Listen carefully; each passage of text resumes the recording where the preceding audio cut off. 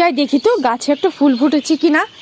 এ বাবা, সব ফুলগুলো শুকিয়ে গেছে। দেখি তো এই গাছটাতে, ইয়ে কি, এটা আবার কি ধরলো গাছে ফুলের বদলে?